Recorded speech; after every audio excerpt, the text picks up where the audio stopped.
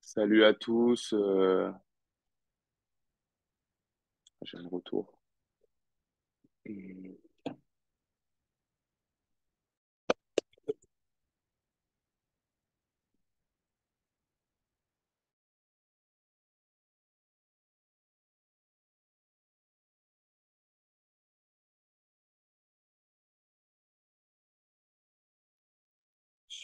Salut Sacha, tu peux commencer, hein?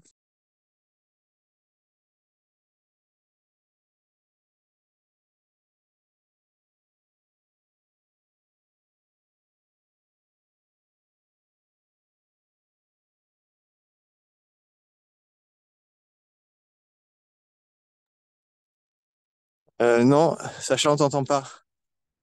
Faudrait que tu mettes ton audio, s'il te plaît.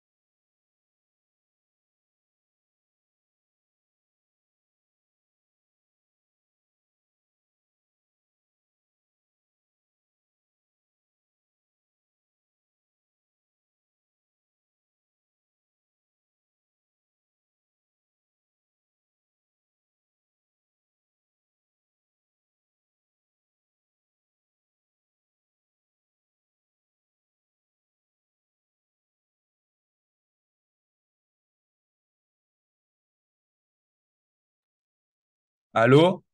Est-ce que vous m'entendez? Normalement, là, ça devrait marcher. J'ai l'impression que ça marche. Oui, c'est bon. Amen. Super. Super. Nickel. Allez, hop, je peux fermer le chat. Bon, bonjour à tous. Je me présente, je m'appelle Sacha. Voilà, c'est moi qui vous ferai les cours de maths. Je vais démarrer la vidéo. Normalement, on me voit, je suis pas sûr. Est-ce que je suis sur le partage? Bon, dites-moi.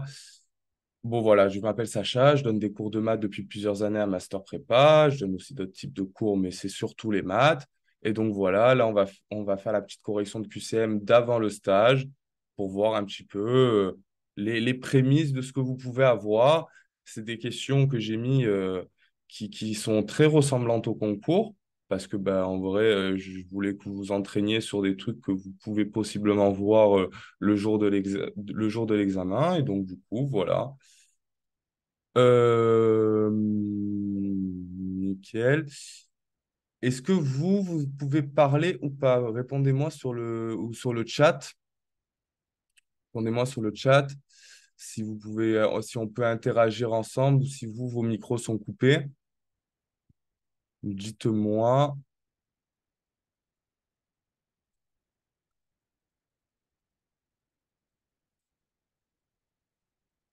Ok, nickel. Ouais, j'ai coupé la vidéo. Nickel. Donc, n'hésitez surtout pas. Bon, ben, Loïc, t'es en voiture, c'est pas grave.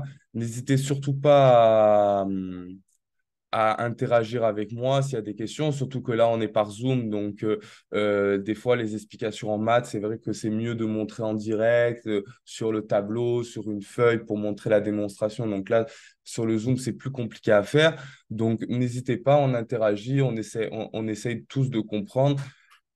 De manière générale, moi, je prône la compréhension. C'est-à-dire que même si on vous dit PACES, il y a beaucoup de trucs à apprendre, etc., etc., je prendrai toujours la compréhension. Donc, il n'y a pas de questions bêtes. Et encore moins au stage de pré-rentrée. Au stage de pré-rentrée, c'est maintenant qu'il faut poser toutes ces questions qui, pour vous, même si vous paraissent bêtes, parce que là, on a du temps, on est tranquillou. Donc, prenons le temps qu'il faut. Si on n'a pas compris, soit on m'arrête, quelqu'un parle au micro, soit sinon, vous mettez un petit message sur le chat et j'essaye de réexpliquer, OK? Donc, voilà, on peut commencer. Alors, la question un et 2, c'était des questions qu'on appelle de métrologie. La métrologie, ça va être un petit peu les conventions sur les unités, sur l'écriture des nombres. C'est pas forcément le plus intéressant. Par contre, c'est clairement pas le plus difficile, voire même le plus facile. Donc, ne vous inquiétez pas. Euh, Ça, je vais le foutre ici. Ne vous inquiétez pas, ça va aller. Donc, question 1. Question 1. Soit G, la grandeur dérivée dont l'équation est aux dimensions suivantes. LMT-2. Parmi les assertions suivantes, laquelle ou lesquelles et ou sont vraies? J'ai oublié une lettre. Donc, G peut être une force, un poids, une dose absorbée, une puissance mécanique, une énergie thermique. Alors, je vais vous montrer les réponses. Pour commencer, tranquillement. Alors, la réponse à cette question, c'était LMT-2 sont les grandeurs de la dimension force et poids. Alors, pourquoi? Je vais vous faire une petite démonstration sur l'ordinateur. On va prendre la force ou le poids, peu importe, c'est la même chose. La force, c'est quoi? C'est la masse fois l'accélération. Tout le monde connaît cette formule. Eh bien, si on la décompose un petit peu, la masse, qu'est-ce que c'est? La masse, c'est des kilogrammes. Les kilogrammes, ça s'écrit comme ça. Bon, normalement, c'est un K minuscule, hein. Des kilogrammes. Le point, ça représente la multiplication, c'est la même chose. Et qu'est-ce que c'est l'accélération? C'est des mètres multipliés par des secondes, puissance -2. Donc, quand on a une puissance négative, en fait, c'est comme si on divisait des mètres divisés par des secondes au carré. D'accord, donc ça, c'est ces unités. Mais si on transforme ça en dimension, la dimension, les unités, elles peuvent changer suivant la taille qu'on prend. Exemple, si je calcule une longue distance, un trajet avec une longue distance, je peux très bien prendre pour ma dimension longueur des kilomètres en unité. Par contre, la dimension, elle reste la même. Ça restera une longueur, ça restera une distance. Donc, si on transforme ça en dimension, la dimension, c'est vraiment la valeur neutre sans l'unité. Alors, les kilogrammes deviendront du coup une masse qu'on multiplie à une longueur, qu'on multiplie à un temps puissance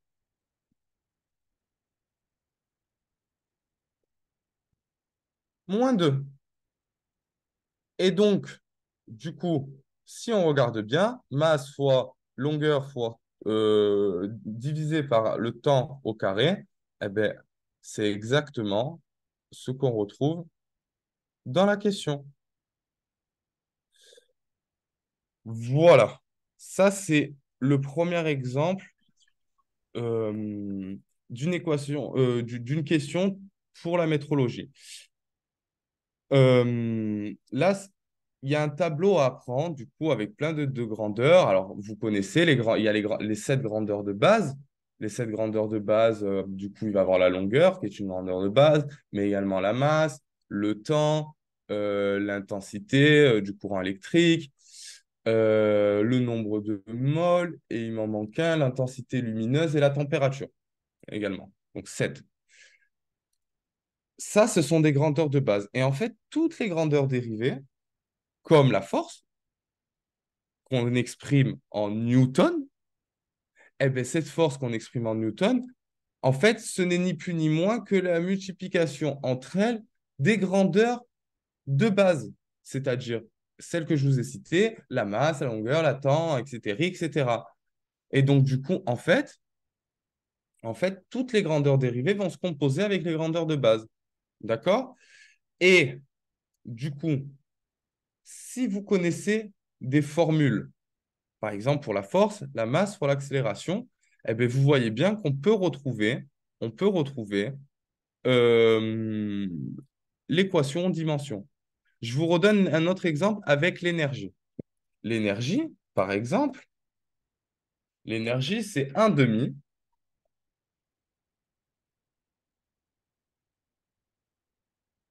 multiplié par m, multiplié par la masse, du coup, multiplié par la vitesse au carré.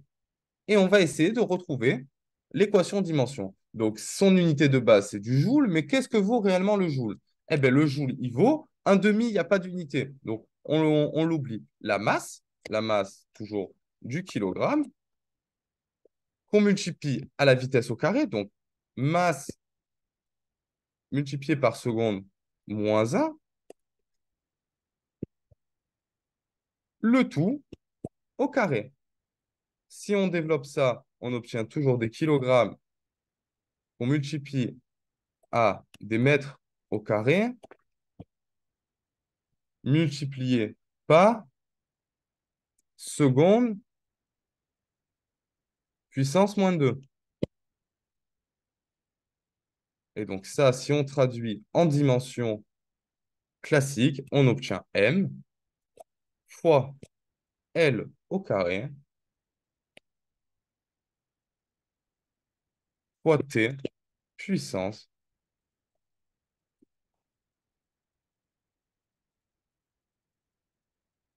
T puissance moins 2. OK. Alors,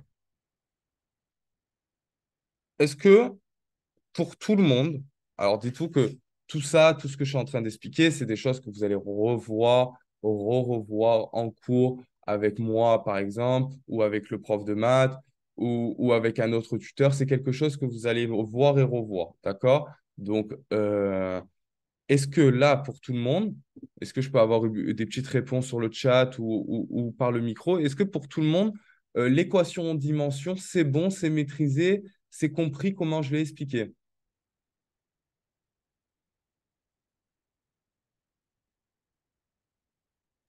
Oui, c'est bon.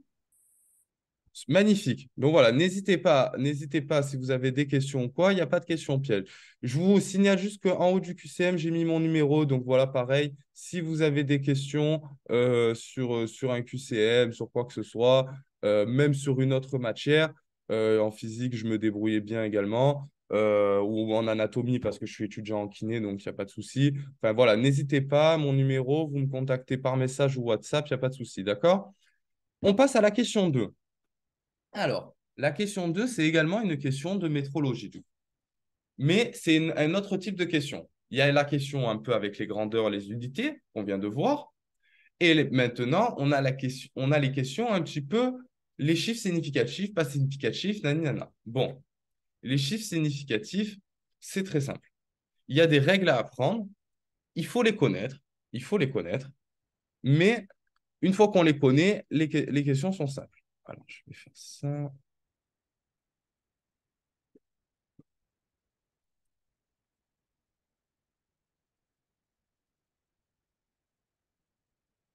Tac, je mets en page, je vais mettre la question et la correction juste.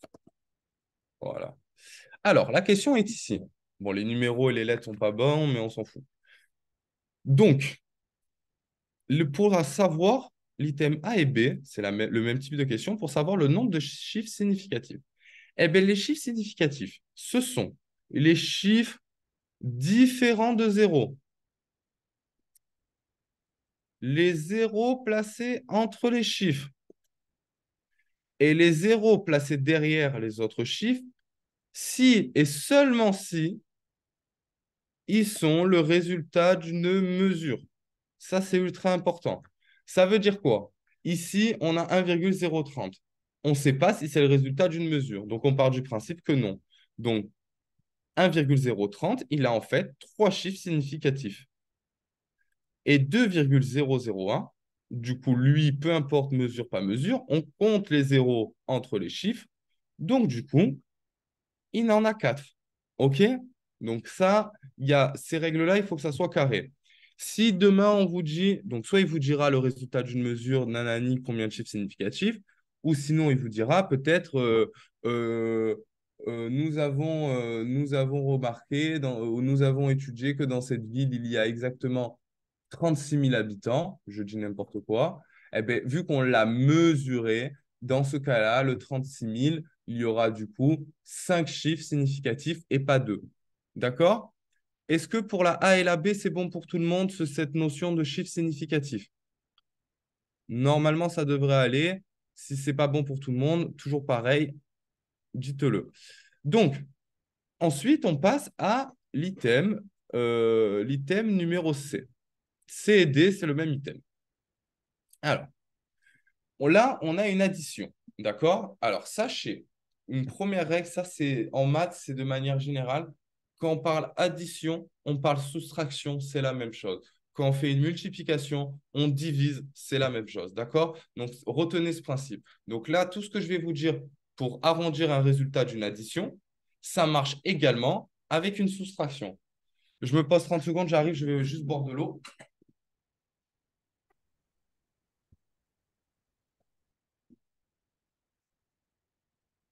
Voilà, je suis de retour. Donc, du coup, on va arrondir le résultat d'une addition. Et on va voir comment ça marche. Eh bien, le résultat d'une addition, c'est pas compliqué.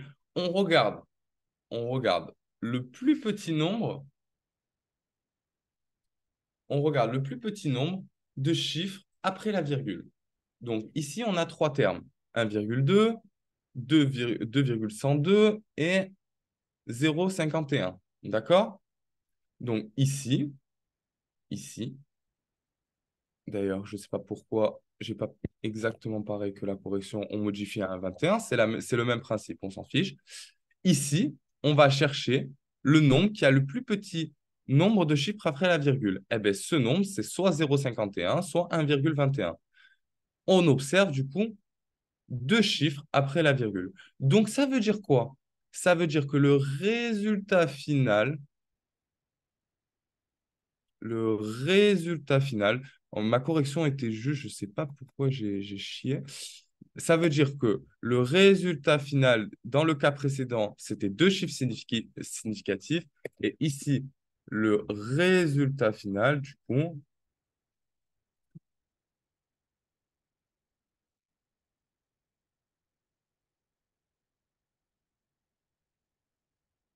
ici, le résultat final, du coup, de 1,2 plus 2,102 plus 0,51, il comportera un seul chiffre après la virgule, car parmi les termes, celui qui a le plus petit nombre de chiffres après la virgule, c'est 1,2 et il en a un.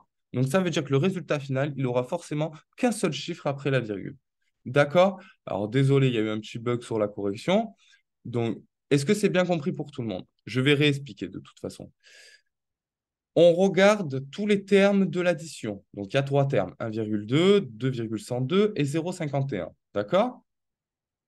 1,2 est celui qui a le plus petit nombre de chiffres après la virgule. Donc, quand on fait une addition ou une soustraction, on cherche le plus petit nombre de chiffres après la virgule. Celui-ci est égal à 1, puisqu'il n'y en a qu'un. Donc, du coup, le résultat final, il aura forcément un chiffre après la virgule. Ce n'est pas plus compliqué que ça. Pour la question D, c'est la même question avec la même addition. Quand il y a marqué intervenant dans une opération, ça veut dire que c'est le résultat intermédiaire. Et donc, si c'est le résultat intermédiaire, on l'arrondit à n plus 1, c'est-à-dire n plus 1 chiffre après la virgule. Donc ici, on reprend. Ici, on a trouvé n égale 1, un chiffre après la virgule. Donc ça veut dire que le résultat intermédiaire, on va l'arrondir à deux chiffres après la virgule.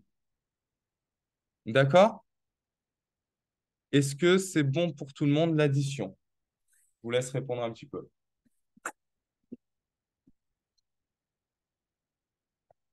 Donc moi, ce que je vous dis, ce qu'il faut noter là, ici, ce qui est important, ce qu'il faut noter ou retenir, c'est que quand on a une addition, on, on retient uniquement le nombre de chiffres après la virgule. D'accord? Et idem pour la soustraction. Alors que la multiplication, ça va pas être exactement pareil, puisque là, on va pas s'attarder sur le nombre de chiffres après la virgule, mais on va s'attarder sur le nombre de chiffres significatifs. D'accord? Et donc, du coup, on a certaines règles. Pour faire rapide, parce que ça va pas être facile d'expliquer comme ça sur un Zoom, mais en gros, on doit faire toujours la multiplication. Donc, comment on fait notre multiplication? On regarde le nombre de chiffres significatifs. Celui-ci, il en a 5 et celui-ci, il en a 2. Donc, le plus petit chiffre significatif, c'est 2. Pour effectuer la multiplication, on arrondit tout à n plus 1 chiffre significatif. Ça veut dire, du coup, 3 chiffres significatifs. Donc, c'est pour ça que j'ai fait 145 fois 2,8. D'accord? Je fais ma multiplication. Donc, 5 fois 8, 40. Je retiens 4. Blablabla. Bla, bla, bla. Il ne faut pas oublier de poser le 0 ici. Et on arrive à cette somme, 1160 plus 2900. Et donc, du coup, on effectue la somme et on trouve 406,0.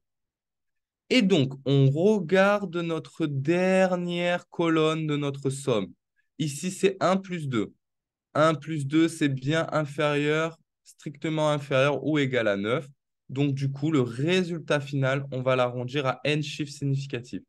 Mais si, par exemple, on avait eu 8 plus 3, donc 8 plus 3, ça fait 11.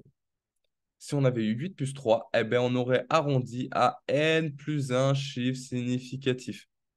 D'accord? Donc là, c'est un petit peu complexe. Il faut apprendre. Et quand on a une multiplication, du coup, il faut effectuer l'opération. Donc, si vous avez oublié comment on fait une multiplication, je vous conseille de vous entraîner juste un petit peu pour pas perdre de temps sur un truc nul comme ça. D'accord? Et donc, après, on suit le même principe. Le résultat intermédiaire, c'est n plus 1, mais au lieu que ça soit n plus 1 chiffre après la virgule, ben, on est sur les chiffres significatifs. On reste sur les chiffres significatifs. Donc ici, 406 était le bon résultat pour le résultat intermédiaire. Et pour le résultat final, on doit arrondir à deux chiffres significatifs. Donc du coup, ça fait 4,1 fois 10 puissance 2. Pourquoi virgule 1 et pas virgule 0? Parce qu'on a le 6 derrière, donc on arrondit au supérieur. Et donc là, on a bien deux chiffres significatifs. Et pourquoi on arrondit à deux chiffres significatifs? Parce que la dernière colonne, le 1 plus 2 ici, c'est strictement inférieur à 10. Et si c'est strictement inférieur à 10, dans ce cas, on arrondit à n. Dans le cas contraire, on aurait arrondi comme le résultat intermédiaire, en fait. Le résultat intermédiaire, ce serait transformé en résultat final. D'accord? Voilà pour, voilà pour les chiffres significatifs. Toujours pareil, je vous laisse mettre un petit message pour me dire que tout le monde a bien compris les chiffres significatifs. Et si c'est OK, si tout le monde est bon, on peut passer à la question suivante. Super. Écoutez, on passe à la question suivante et on passe aux fonctions. Donc là, dans les maths, je ne suis pas allé super loin. J'ai essayé de mettre des notions. En fait, le problème du poly de maths, c'est qu'il est quand même assez important. Il y a pas mal de cours. Et en général, dans les questions, à part les équations différentielles, qui serait un chapitre un petit peu à part, et encore qu'on utilise les dérivés pour résoudre les questions, en fait, on utilise un peu tout. Vous allez voir, ça, la question 3, pareil, c'est question type anal. Et en fait, là, on vous demande d'utiliser les fonctions, mais également leurs dérivés et leurs primitives. Donc ça, c'est censé être une notion qui est censée être maîtrisée.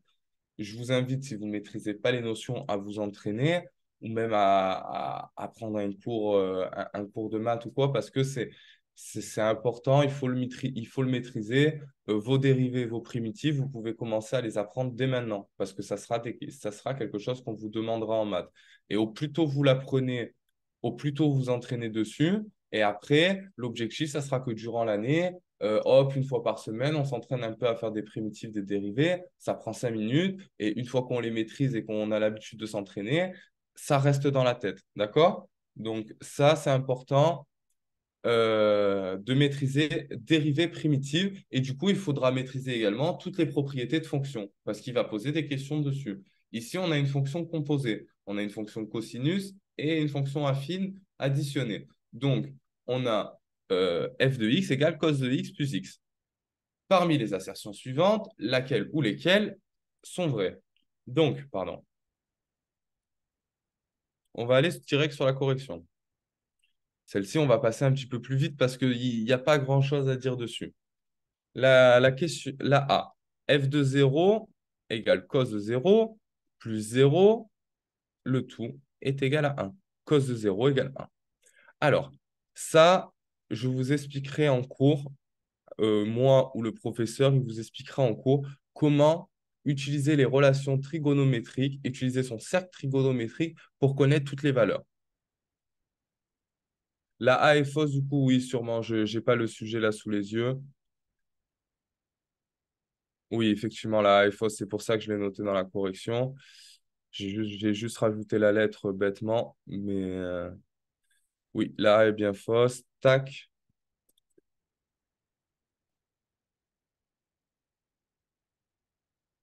Voilà.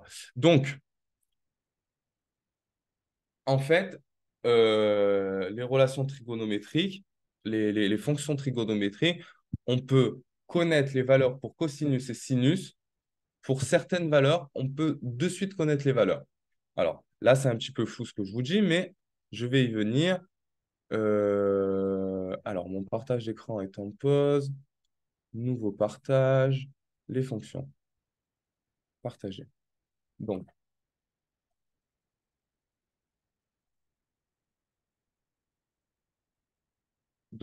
on a un cours sur les fonctions, la continuité, tout ça, tout ça. Fonction paire, par exemple, la fonction cosinus est une fonction paire. Ça veut dire que quand on fait cos de x, ça va être égal à cos de moins x, c'est la même chose. Donc, vous voyez, c'est ce genre de propriété qu'il faudra connaître. J'y arrive doucement. Les fonctions trigonométriques sont des fonctions périodiques de pi. Donc, de pi, attention, on ne parle plus en degrés, on parle en radians. C'est important.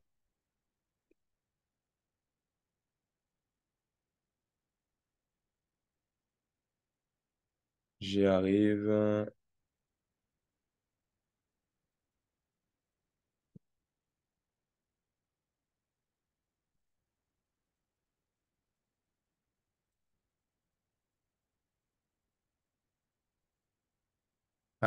Attendez, le partage d'écran, c'est arrêté. Et voilà, il est de nouveau là. Alors, voilà, fonction sinus, fonction cosinus. Voilà. Ce tableau de valeurs, ce tableau de valeurs qui sera dans votre cours, il y a deux solutions. Soit vous l'apprenez bêtement, mais moi, je pense que c'est un mauvais choix parce que vous risquez de confondre avec sinus et tout. Soit, du coup, vous essayez de trouver les valeurs à l'aide du cercle trigonométrique. Donc, là, comme ça, sur Zoom, je ne vais pas pouvoir vous l'expliquer bien et tout. Donc, ça, c'est quelque chose que je vous expliquerai en cours, moi ou un autre tuteur, d'accord? Sinon, ce que vous faites, c'est que vous allez sur YouTube, vous tapez utilisation du cercle trigonométrique et vous allez voir, vous allez retrouver votre logique, d'accord? Donc, c'est à vous de voir si vous avez envie de connaître cette technique dès maintenant. Ben, vous renseignez sur YouTube, Yvan Monka, ou il y a forcément quelqu'un qui le fait, je l'ai vu, moi, de mes propres yeux. Sinon, vous attendez l'écurie et l'écurie, on vous expliquera bien ça. Sinon, encore une fois, vous pouvez toujours apprendre les valeurs, mais moi, en tout cas, aux élèves, je conseille toujours d'essayer de comprendre et de trouver des moyens logiques de retenir, parce qu'en fait, il y a tellement de trucs à apprendre qu'il y a forcément des trucs qu'on oublie. Et donc, en fait, pour moi, c'est comme ça que je vois l'apprentissage. Si on se construit sa logique dans sa tête, si on trouve sa logique, c'est beaucoup plus fluide. Et du coup, ben, ce qui est logique pour vous, vous le retenez plus facilement. Bah, ça, ouais, je dis n'importe quoi. Hop, c'est bleu. Ben, vous savez que c'est bleu, c'est logique. Vous l'avez intégré. Voilà. Donc, euh, donc, moi, je vous conseille toujours d'essayer de trouver des techniques pour comprendre, euh, pour vous créer votre logique et que pour vous, dans votre tête, c'est fluide, il n'y a pas de ramage. Et donc, du coup, ça ressort beaucoup plus facilement. D'accord? Euh, ok, la truc de discussion, c'est bon. Donc, on continue la question. Donc, les réponses étaient BD. Donc, pour la dérivée, c'est bien ça. La dérivée seconde. Donc, quand vous avez deux points, pas point d'exclamation, comment ça s'appelle? Deux apostrophes comme ça veut dire dérivée seconde. Donc, vous prenez la dérivée et vous la redérivez. Ben, la dérivée, c'est ça. Donc, si on le redérive, eh ben, 1 moins la dérivée de sinus, ça nous donne cosinus. 1, il n'a pas de dérivée. Et moins sinus, sa dérivée, c'est cosinus. OK? C'est bon pour tout le monde, la dérivée? Juste moi j'avais une question. Mhm. La dérivée de moins sinus de x, c'est pas moins cos de x?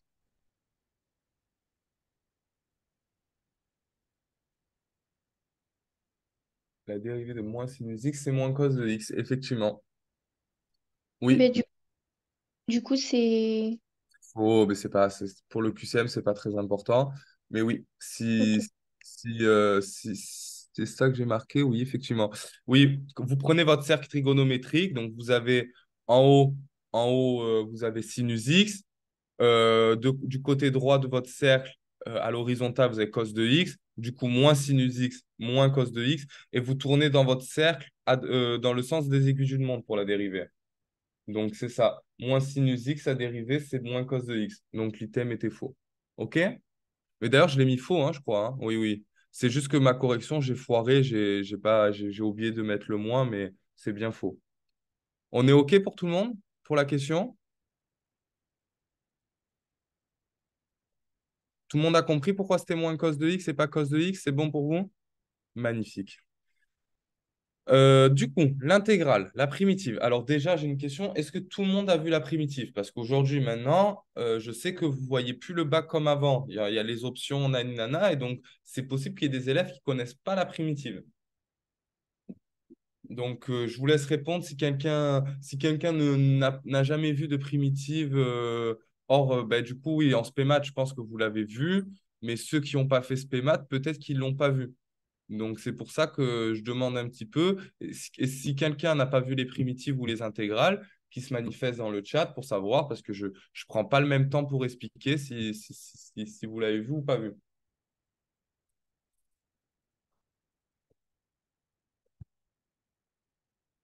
On est bon pour tout le monde. Je pars du principe que tout le monde l'a vu. Du coup, l'intégrale de f de x. On a la fonction cos de x plus x. Donc, toujours pareil, là, on a une addition. Donc, la primitive de cos de x, ça va être sinus x. La primitive de x, ça va être x au carré multiplié par un demi. Et plus c, une constante quelconque. Est-ce que pour tout le monde, ça va ce résultat? L'item D. Magnifique. Enfin, on prend la dérivée. On demande une valeur de la dérivée. Donc, combien vaut la dérivée quand x est égal à 0? 1 moins sinus de 0 égale 1. Sinus de 0, ça fait 0. Donc 1 moins 0, 1. C'est sur R. Oui, c'est sur R. Pourquoi ça ne serait pas sur R? Il n'y a pas de raison. Je sais pas. Franchement, ça, dites-vous que c'est des trucs qu'on doit regarder, mais si c'est pas précisé, on part du principe que il n'y a pas de valeur interdite, hormis les possibles valeurs interdites. Là, ici, cosinus x, il est défini sur R également, x également, donc il n'y a pas de valeur interdite. Mais par exemple, si on avait pris une fonction inverse, bon, ben, par exemple, x, il n'aurait pas pu prendre la valeur de 0 parce qu'il y a jamais, le dénominateur ne peut jamais être égal à 0. Vous voyez, c'est un exemple. Des fois, il le met sur quoi c'est défini, des fois, il ne met pas. Donc, s'il ne met pas, partez du principe que c'est sur R. OK, ça va pour tout le monde?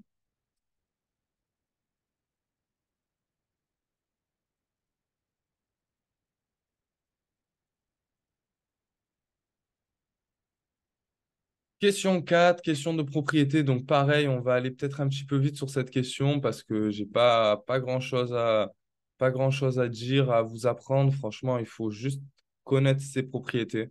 Là, pour les propriétés des exponentielles, ce sont les mêmes que les propriétés puissance. D'accord?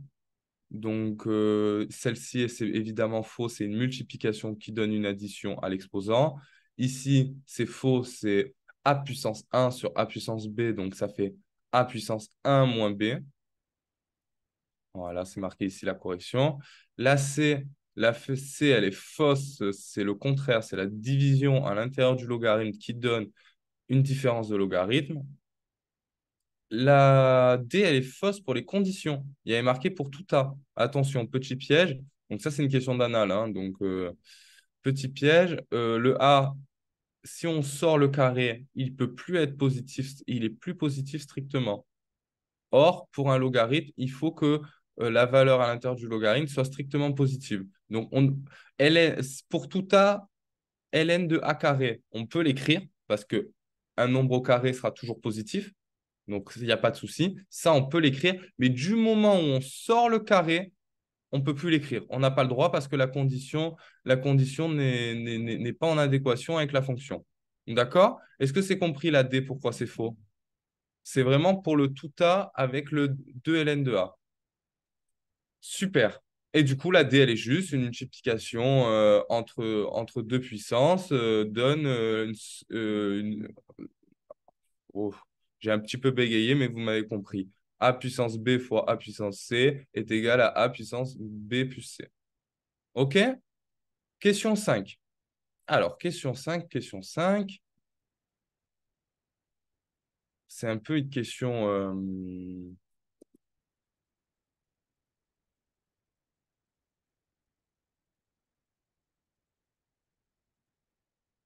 c'est un peu une question spéciale, mais c'était une question d'examen. Donc, il faut savoir, en fait, utiliser et connaître les écritures mathématiques. D'accord? Alors, on nous représente des deux y, delta x, delta y et delta y. D'accord? Donc, la pente de la séquente MM' est définie par d de y sur delta x. Alors, ici, on est d'accord que la séquente, quand on parle de séquente, on parle de droite. OK. Alors, la droite, une droite mathématiquement, comment on la définit? On la définit comment? C'est une fonction qu'on appelle une fonction affine. Est-ce que tout le monde est d'accord avec moi? Et quand on demande la pente d'une fonction affine, en fait, ça correspond à quoi exactement, la pente de la fonction affine? Est-ce que quelqu'un peut me répondre sur le micro? Ou vous savez pas et je vous donne la réponse? Le coefficient directeur. Et le coefficient directeur, qu'est-ce que c'est en réalité le coefficient directeur? Parce que ça, c'est ce qu'on apprend quand on commence à avoir les fonctions. On dit oui, le coefficient directeur, c'est la pente. Qu'est-ce que c'est le coefficient directeur en réalité? Le coefficient directeur d'une fonction affine? Oui, c'est le A c'est ça. Mais quand vous étiez au lycée, que vous étudiez le signe d'une fonction, qu'est-ce qu'on vous faisait calculer pour avoir le signe et du coup pour savoir si la fonction était croissante ou pas, pour pas calculer le signe d'une fonction, les variations d'une fonction, pardon. On vous faisait calculer quoi pour étudier la variation d'une fonction, pour savoir si c'était croissant, décroissant? La dérivée. Eh bien, le coefficient directeur d'une fonction affine, c'est sa dérivée en fait. D'accord? Donc ici, quand on vous demande la pente de la séquence MM' est définie par nanana, eh bien en fait, on vous demande est-ce qu'elle est définie par la dérivée? Ça, ce n'est pas la dérivée. La dérivée, c'est ça. Soit on écrit le delta avec le limite. Si on n'écrit pas le delta, c'est différentiel de y sur différentiel de x. Différentiel de y sur différentiel de x, c'est la dérivée. D'accord?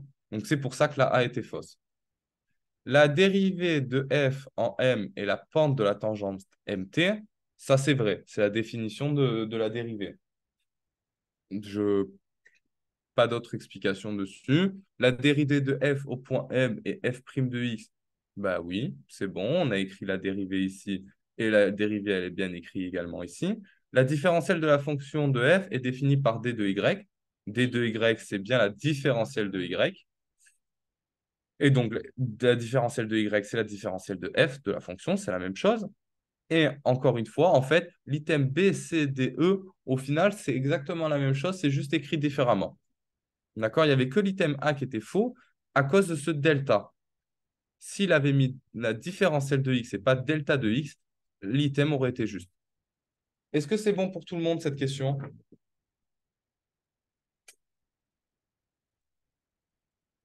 Super.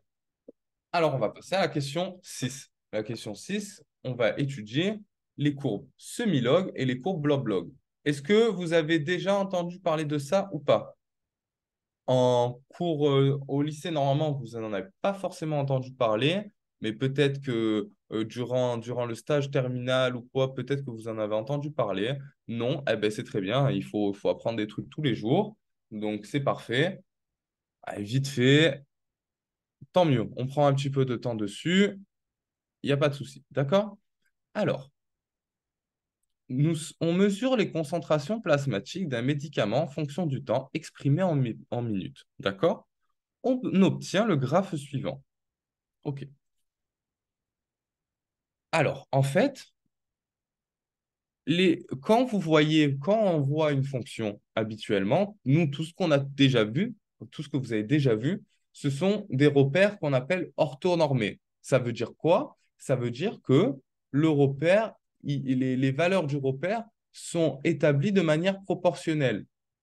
D'accord? Est-ce que jusque-là, le repère orthonormé, tout le monde comprend le rapport de proportionnalité entre chaque valeur? Est-ce que c'est bon pour tout le monde? J'attends que ça réponde un petit peu. Nickel. Donc, vous voyez où je veux en venir. Eh bien, en fait, ce qu'on va faire, c'est que des fois, on va pouvoir changer l'échelle du repère et passer, soit on est sur un repère, soit sur une échelle proportionnée, ce qu'on a vu jusque-là, soit on peut utiliser ce qu'on appelle une échelle logarithmique. Et en fait, pourquoi on le fait? On le fait sur des fonctions qui ne seraient pas facilement dessinables. C'est-à-dire, ici, la fonction, elle va être, elle va être avec une puissance et tout. C'est quelque chose, si on avait demandé de dessiner la fonction avec un repère orthonormé classique, on aurait eu beaucoup plus de mal à étudier la fonction, parce que ça serait une fonction de puissance. Et en fait, pour simplifier ça, on utilise des échelles logarithmiques Et en fait, comme ça, on peut l'utiliser sous le format affine, c'est-à-dire sous le format d'une droite. D'accord? Donc, c'est pour ça que les mecs en mathématiques, ils ont inventé ça. D'accord? Bon, pourquoi ils l'ont inventé, tout ça, en vrai, c'est pas très important. Je ne vous demande pas d'apprendre ça, c'est juste pour nourrir votre curiosité. Maintenant, on va étudier, voir comment on fait pour répondre à cette question de manière simple. On regarde toujours où il y a des échelles logarithmiques. Est-ce que ici, l'échelle des ordonnées, est-ce que l'axe des ordonnées suit une échelle proportionnelle ou une échelle logarithmique, à votre avis? Vous diriez quoi?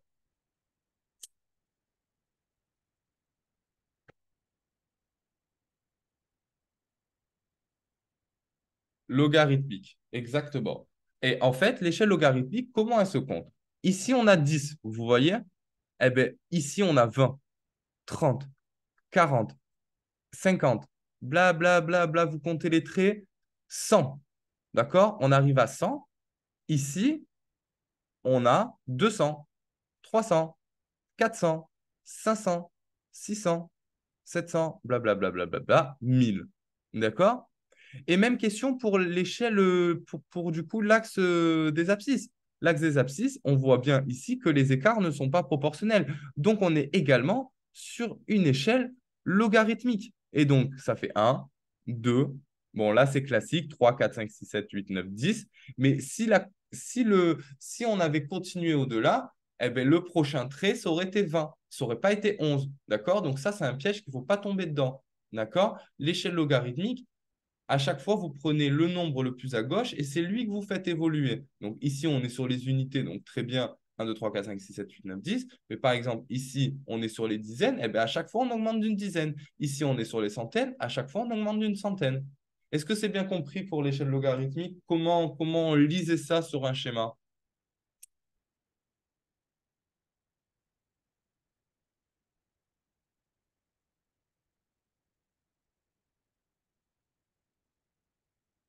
Oui, c'est clair, super, magnifique, j'adore ça. Super. Donc, on continue. Donc, maintenant, on va voir comment on répond à la question. D'accord? La concentration du médicament suit une relation de type log de C égale nanani nanana. Alors ça, on va vouloir trouver comment on fait.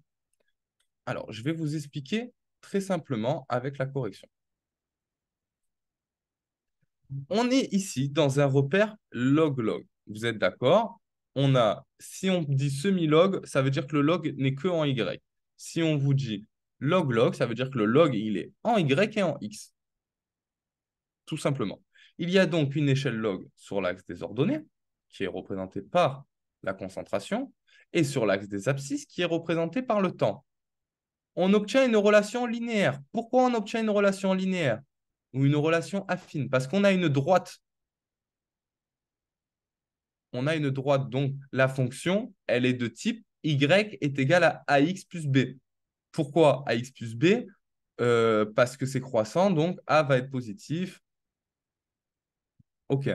Donc, on revient sur la correction. Donc, en fait, quand on applique, on a y est égal à kx plus b, d'accord? Eh bien, on regarde où sont positionnées les échelles logarithmiques et on rajoute en fonction, d'accord? Donc, je vais écrire ici.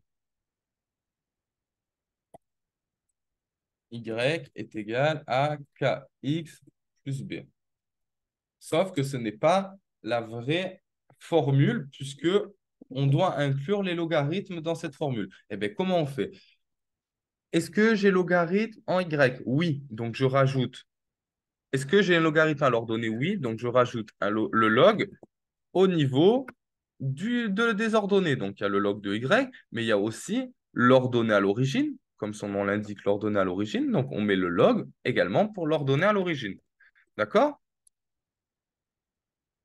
Et maintenant, je me demande, le coefficient directeur, lui, il n'est jamais concerné par le logarithme, parce que lui, il fait la pente. Donc, il n'est pas concerné par les axes. Maintenant, on va regarder sur l'axe des abscisses, représenté par x ici.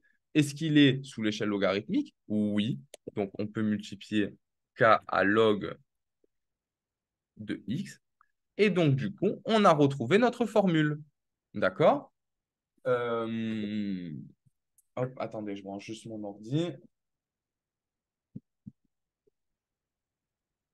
Ouf, je vais faire tomber l'eau.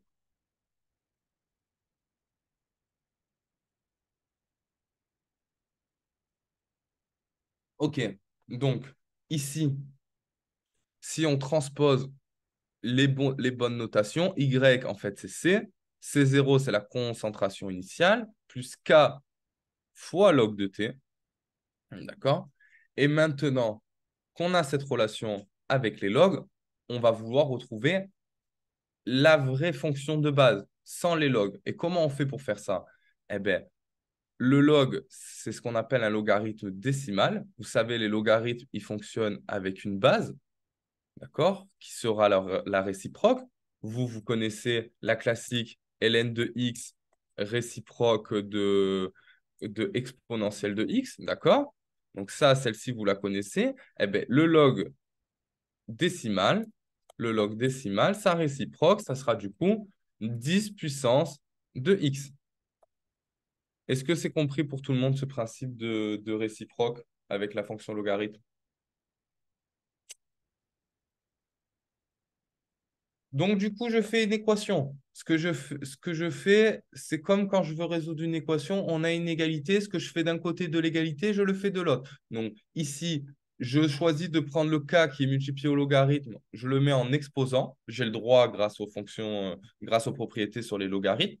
Les propriétés sur les logarithmes, ce sont les mêmes, quel que soit le logarithme. Les propriétés pour ln, elles valent pour les logarithmes décimaux, et ainsi de suite. D'accord?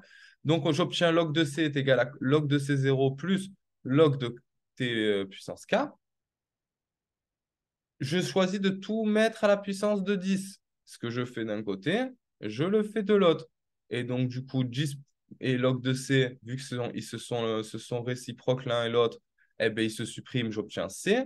Et j'obtiens c égale 10 puissance log de c fois 10 puissance log de t. Et donc, c est égal à c0 fois t puissance k. Est-ce que c'est bon pour tout le monde ça? Alors, je sais que c'est pas forcément évident, surtout à expliquer comme ça sur un ordinateur, mais en tout cas, c'est comme ça que ça marche. Si vous connaissez vos propriétés sur les fonctions et que vous arrivez à comprendre le repère, est-ce que c'est un log-log ou un semi-log, vous pouvez pas vous tromper avec la technique, je vous ai compris. Avec la technique que je vous ai donnée, pardon. OK? Vous regardez où il y a les logs et vous les ajoutez au bon endroit. Ici, on avait le log en Y, donc j'ai mis mon log de Y plus mon log de B parce que le B, c'est l'ordonnée à l'origine. Et ensuite, je regarde si j'ai un log à X. J'ai un log à X, donc je rajoute mon log à X. Et ensuite, derrière, je mets à la puissance et j'essaye de retrouver ma relation de base. Et cette relation de base, vous voyez bien qu'elle est beaucoup plus compliquée à étudier graphiquement. Alors que graphiquement, à l'aide des échelles logarithmiques, on peut construire une droite très facilement. OK, est-ce que c'est bon pour tout le monde? J'ai vu oui. OK, oui, oui, oui, oui, oui. Nickel, nickel, nickel. OK, bah écoutez, là, on a fait toutes les questions du QCM. Si quelqu'un a des questions supplémentaires, je suis tout oui. On peut écouter même si vous avez des questions sur votre stage de pré-rentrée ou sur l'année de manière générale, je peux y répondre. Et voilà, sinon, on a fini ensemble et on va se voir durant le stage. Je suis, dites-moi, je peux pas mieux vous dire.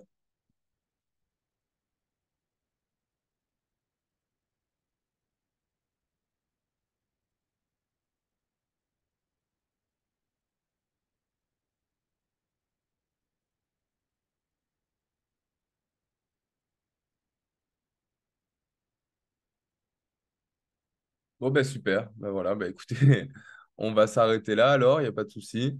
Ben, passez une bonne après-midi et on se voit très vite. OK? Bonne journée. Ouais. Au revoir. Merci, au revoir. Au revoir. Au revoir.